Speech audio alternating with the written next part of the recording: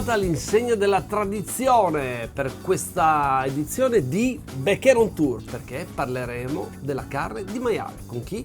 Con lui, Alex Brusamento. Ciao Fabrizio, ciao. Grande. È vero o no? Parliamo di maiale. Assolutamente oggi. Perché il maiale ha una grande tradizione, insomma, esalta anche molto l'arte della norcineria, ma soprattutto perché quest'oggi tu ci presenti qualcosa di straordinario, no? Assolutamente. Oggi andiamo a fare una bistecca di maiale, ma non una bistecca a caso. Che taglio è? Questa è la coppa, uno dei miei tagli prediletti. Sapete che nel maiale c'è la parte del carré, quindi la parte del nodino, lombo e filetto, poi c'è la bracciola classica, quella della magra, ma nella parte anteriore, nella parte che sta sopra la spalla, ci sta Sua Maestà, la bracciola di maiale. Fra l'altro, guardate questa è molto particolare perché vedete che ha questa infiltrazione molto marcata di grasso, ma soprattutto guardate le due attaccature ossee. Qui c'è ovviamente la parte spinale, il lombo, però la parte proprio che allunga le costicine. Sono le prime costicine della cassa toracica, sono quelle che hanno anche la parte più cartilaginea, quelle che si usano per fare ad esempio da noi la costa coeverse, sì, no? Esatto. Quella costicina che insomma non si fa proprio alla griglia perché ha questa infiltrazione di tessuto connettivo, ma che si usano per le cotture piuttosto importanti come in questo caso. Ma com'è che te va a fare sta brasiera del coppa? Allora, quello che faremo intanto è andare a speziarla un po'. Utilizziamo un rub. Per chi non è troppo avvezzo con questi termini molto anglofoni, il rub è un mix di spezie, paragonabile alla salamoia bolognese che conosciamo in Italia, con la differenza che andiamo a mettere appunto qualche spezia un po' più caratteristica. Si chiama rub perché in inglese to rub significa massaggiare, sfregare, che è l'atto che si fa con queste spezie. Si massaggiano sulla carne. Che aromi usi tu? Allora, in questo caso andiamo ad utilizzare una cosa molto semplice, della paprika. Bene, dolce o salata? Qui abbiamo della paprika dolce leggermente affumicata. Ah, bello. Mettiamo un paio di cucchiaini. Quindi dosaggio, andiamo, non si va quanto basta, ma con dosaggi semplici ma precisi. Ma abbastanza precisi, sì. 2 cucchiai da caffè di paprika affumicata dolce. Questo è dell'aglio disidratato in polvere. Ne andrebbe un cucchiaino, ma conoscendo i tuoi gusti ne mettiamo poco a poco. Ma senti, aglio disidratato in polvere, secondo me è un po' complesso farlo, non si può sostituire con un'altra idea? Si potrebbe fare una versione alternativa da casa come condimento all'aglio per chi non vuole sentirlo forte in bocca. Prendendo degli spicchi d'aglio, mettendoli all'interno del sale e lasciandoli lì del tempo, in modo tale, come si fa un po' col tartufo, in modo tale che il sale vada ad assorbire quelli che sono gli aromi dell'aglio e abbiamo un sale all'aglio piuttosto intenso. Quindi si potrebbe prendere il sale grosso, sì, tipo quello mio che è un po' particolare perché è il fiocco di sale. Quanto ne mettiamo qua? Anche qui 2 parti, quindi facciamo 2 cucchiaini. 2 cucchiaini, 1, 2. Quindi praticamente si potrebbe mettere in un vasetto così 2 spicchi d'aglio, lasciarli là, poi toglierli e lasciare il retrogusto. Bello questo. Esattamente. Bella idea. Bravo. E per chiudere un paio di grattate di pepe. E quelle ovviamente te le lascio volentieri. Ecco e quindi tu hai creato il rub, posso mescolare? Assolutamente sì. Ecco qua. Questa è una delle cose più difficili, mescolare. Scherzo, ovviamente. Ma è fondamentale perché come l'amalgami darà il gusto. E così abbiamo creato il condimento, così. Fra l'altro, sai che questa è anche una grande tradizione di noi norcini, così, aromatizzare ma soprattutto esaltare anche i tagli meno nobili o meno conosciuti del maiale. Adesso voglio vedere questo. Allora, qui è importante non esagerare. Dobbiamo leggermente condire la carne, di fatto abbiamo un sale aromatizzato, quindi non dobbiamo esagerare. Ne mettiamo un po'. Vuoi che te lo giro? Un secondo, prima lo dobbiamo rabbare. Scusami, massaggiare, strofinare.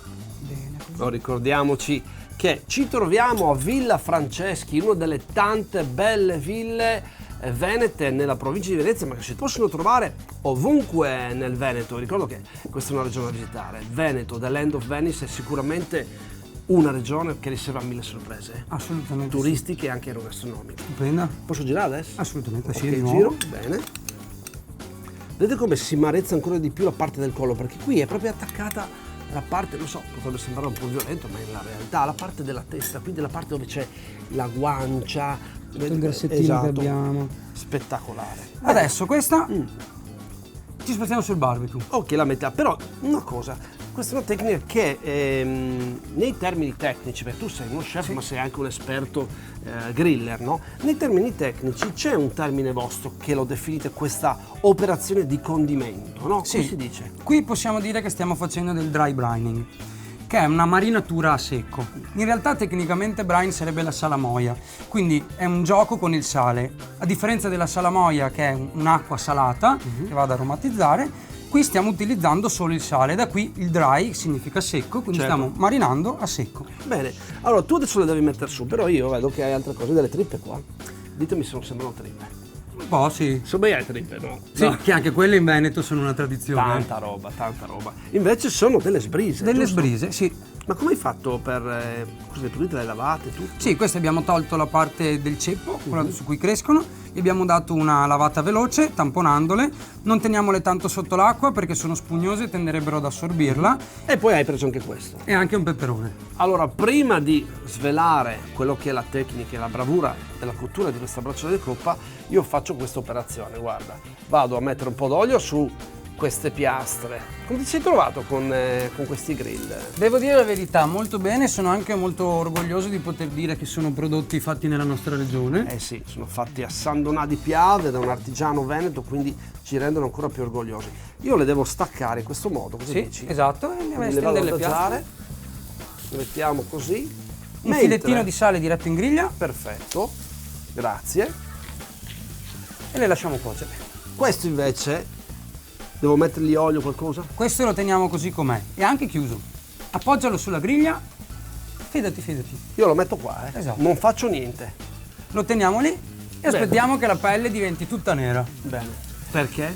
Molto semplicemente, la pelle lo sappiamo è dura e ci mette tanto tempo a essere cucinata e nello stesso tempo è anche faticosa da digerire. Certo. Però offre una protezione. Noi sfruttiamo questa protezione, andiamo a grigliare il nostro peperone, se lo facciamo a casa possiamo farlo nel forno, possiamo farlo in una padella, l'importante è bruciare tutta la pelle girandolo e diventerà questa palletta nera. Quindi avete capito, bruciarlo. Bruciamento? Brusamento. chi più di te può testimoniarlo? Ma perché intero poi? Perché così tutta l'umidità del peperone resta all'interno, sarà più semplice pulirlo e preserviamo un filetto croccante, umido, ma nello stesso tempo cotto.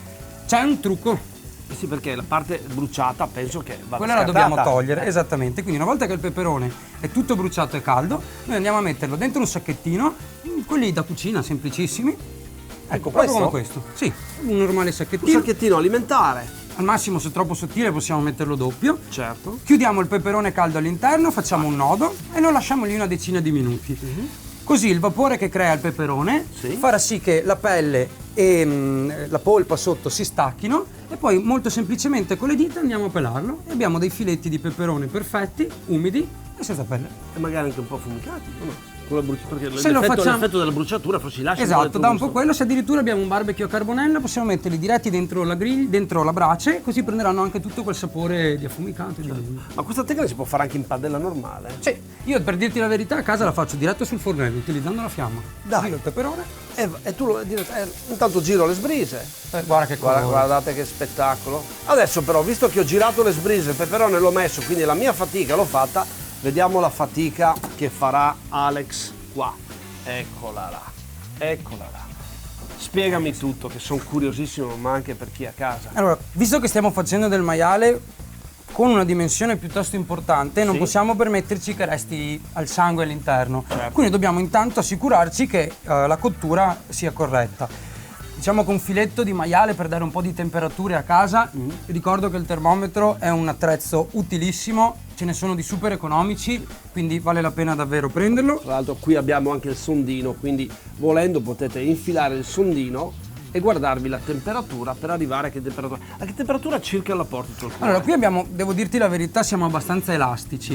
Diciamo che diamo una temperatura minima che dobbiamo raggiungere. Per questo taglio, per garantire anche che il grasso si sciolga bene, io direi non sotto i 70-72 gradi. Ok, bene. Facciamo questa prima fase con cottura in diretta, quindi col coperchio chiuso.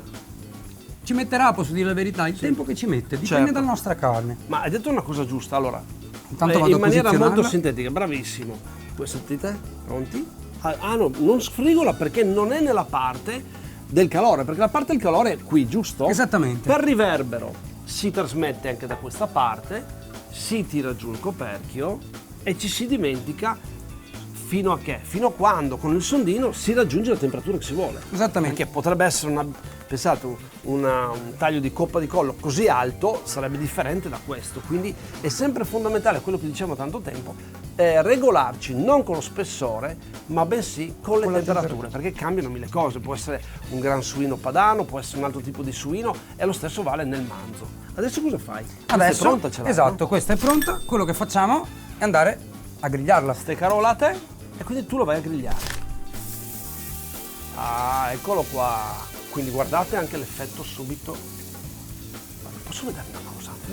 Qui ha fatto un po' di umidità, è normale, con una, ovviamente come dicevi tu, no? Esatto, poi teniamo presente che parte di questo liquido è anche dovuto alle grandi infiltrazioni di grasso che ci sono su questo pezzo, in cui grazie alla cottura in diretta vanno un po' a sciogliersi, a renderizzare, per usare il termine proprio super tecnico. Così facendo abbiamo già una parte di grasso che si è liquefatta e che adesso va a idratarci quasi e spingere quella che è la crostina sulla nostra carne. Perfetto. Ogni quanto la giri tu questa? Qui, essendo maiale, la lasciamo pure su un pochino di più perché vogliamo una crosta molto intensa. A differenza del manzo, dove proprio perché la cottura è minima all'interno dobbiamo stare più attenti. È il bello del maiale, supporta tutto. E intanto che io alzo la temperatura per letteralmente bruciare il nostro peperone, sai cosa faccio? Devo poter fare un giro per, come ti dicevo, per questa nostra regione spettacolare che è Veneto, dell'End of Venice. Porto a fare un giro nelle montagne. Sai che qui abbiamo delle montagne veramente incantevoli, montagne che ci invidiano in tutto il mondo. Innanzitutto le Dolomiti sono patrimonio dell'UNESCO e già di per sé vuol dire tantissimo. Però partiamo per fare un tour partendo da Belluno, che fra l'altro è sorta tra il Piave, fiume storico, e il torrente Ardo, che ha un bellissimo centro storico dove si riconoscono le influenze della Serenissima che è arrivata fin là, perché la Serenissima si approvvigionava di legno quella volta da Belluno, che era fondamentale per Venezia, e quindi proviamo a immaginare le flotte venete che insomma si estendevano anche nella montagna per necessità, con i suoi palazzi rinascimentali come un palazzo dei rettori, con la sua pregevole torretta dell'orologio, e poi fontane, chiese, la cattedrale di San Martino, le piazze, Porta Rugo, antico accesso medievale verso l'Alpago, una zona spettacolare molto famosa anche per l'agnello, che ha anche lì, quando parliamo di carne e dell'agnello dell'Alpago si parla di qualcosa di importante. Prodotto d'eccellenza. Ecco l'altopiano del Transiglio, che è una risorsa naturale veramente spettacolare delle montagne del Veneto, che poi arrivano anche fino in Friuli. Da lì vicino poi c'è la perla delle Dolomiti, che è Cortina d'Ampezzo, la regina delle Dolomiti. È sorta su una conca abbracciata da dei monti leggendari, le Tofane, il Cristallo, il Sorapis, solo alcune, perché ovviamente ce ne servono tantissime. Poi fra l'altro questo è un percorso che ho fatto io personalmente, poi si potrebbe estenderlo ad altri posti che magari non ho fatto in tempo a visitare, però io ho avuto questa esperienza. Qui ci sono state le Olimpiadi invernali del 1956, che pensa, a livello, parlando di televisione, sono state le prime Olimpiadi ad essere state riprese dalla TV. Veramente? Sì, le prime Olimpiadi invernali. Non lo sapevo. E arriveranno anche i mondiali a Cortina di sci alpino nel 2021 e di nuovo le Olimpiadi che saranno un orgoglio per noi nel 2026. Io intanto, Fabrizio, giro un pochino la nostra. Non la giri Non dall'altro ancora. lato, ma Andiamo a fare i nostri grill marks. i famosi grill mark, che in dialetto veneto i segni della Grill, della grea. E lasciando Cortina poi si va verso il lago di Misurina, perché la regione Veneto è ricca anche di laghi, e percorrendo ancora la salita si può veramente arrivare a dei sentieri e delle malghe magnifiche dove si producono dei prodotti caseari strepitosi, come tutto il territorio dell'Auronzo di Cadore, piccolo ma caratteristico, comune, in cui sono incastonate le famose maestose Tre Cime del Lavaredo. E quando parlo di Tre Cime del Lavaredo parlo di un qualche cosa, di un fotogramma, di un'immagine, di una ripresa che non c'è angolo del mondo che non sappia dove sono e di cosa si tratta. Senza dimenticare che anche le Tre Cime di Lavaredo sono state proclamate patrimonio dell'umanità dell'UNESCO nel 2009. Quindi pensa cosa abbiamo. Splendida anche la vista lungo tutto il percorso, che ovviamente tra rifugi e vette spettacolari, che fra l'altro si possono fare sia come scalate ma anche con la bicicletta, Cioè, sì. quindi c'è anche questo, se non sbaglio... Un grande appassionato, lo sapevi? No. Sono un ciclista, sì. Serio? Faccio mountain bike e snowboard, quindi per me le montagne venete sono davvero un parco giochi. Io ti meraviglioso. potrei seguire se mi dai la bicicletta però elettrica. Va Così bene. intanto che tu pedali 3 volte io ne pedalo uno, perché sono un po' scansafatiche. Guarda, Allora, diamo intanto una girata. e io intanto do un'occhiata a questo peperone che Inizia? schiaccio per cercare anche di violentare nella sua bruciatura. Come sei messo tu? Qui ci siamo quasi. Beh, guarda, io direi una cosa, facciamo una cosa, le sbrise credo siano a posto, quindi io le vado a recuperare. È anche vero che bisogna dire una cosa, guardate che spettacolo, recuperiamo le nostre sbrise che ero riuscito a confondere come delle trippe, magari sai che una volta, cosa dici Alex, una volta tentiamo di cucinare qualcosa sul grill con le trippe? Si potrebbe Pensi che sia provare, perché azzardato? no? Si potrebbe... Le trippe non ancora, la lingua devo dirti di sì. Beh, ma la lingua, caro mio, se ne parla di lingual, qua, di cosa stiamo parlando? Ma non pensare che sia così semplice da realizzare sul barbecue. Questo è vero, però sai che insomma io sono depositario capostipite della promozione del lingual, che è il cotechino con la lingua di maiale, che ha una grandissima storia perché veniva cucinato durante l'ascensione, un periodo in cui i nobili veneziani rientravano nell'entroterra per essere celebrati anche gastronomicamente attraverso questo prodotto. Questo è il risultato, in sintesi, che è stato ottenuto dopo che questo è stato bruciato, ma bruciato bene perché qui è appena scottato, ma lo bruceremo con calma, Sì, ci messo vuole un nel sacchetto, lasciato riposare e guardate, spettacolare. Quindi noi abbiamo il contorno pronto in Perfetto. pratica. Adesso io ti sposto anche due cose qui, così ti libero anche. Andiamo a prendere la portata principale. Beh, devo dire che guarda, posso fare. Io voglio fare una cosa di questo genere. Guardate, ditemi se non è spettacolare. Grandioso. Bravo. Adesso vediamo come te la va a tagliare. Vediamo come che te la taglia. Ah, in questo caso possiamo andare diretti, non andiamo a scaloppare perché voglio proprio una bella fetta ricca, grassa. Bella questa idea, bellissima questa idea. Come ti ripeto, dobbiamo abbinarci anche un vino. Beh, non vorremmo mica tenere la gola secca. Ci siamo? Sì. Piatto. Impiattiamo. Facciamo una cosa. Cosa ti va? Cosa dici se ti tengo il piatto in mano così e tu impiatti? Allora. Facciamo così, vai. Mettiamo un po' del nostro maiale. Quella parte lì dell'osso la lasci a me, che poi io mi do via una dentata. Mettiamo un po' di sbrise. Sono molto carnose, molto interessanti. Per chi non le conosce le consigliamo Bene, davvero. anche l'idea di come farle, di averle messe insieme. Il nostro peperone, basta un paio di filetti, con un piccolo accorgimento. Attenzione. Vai. Un po' di sale. Il sale, vuoi quello? Bene, perfetto. E passeresti un po' di aceto balsamico. Ma certo. Andiamo a mettere anche 2 gocce di aceto balsamico, un po' di acidità per contrastare con quella che è la grassezza del nostro maiale.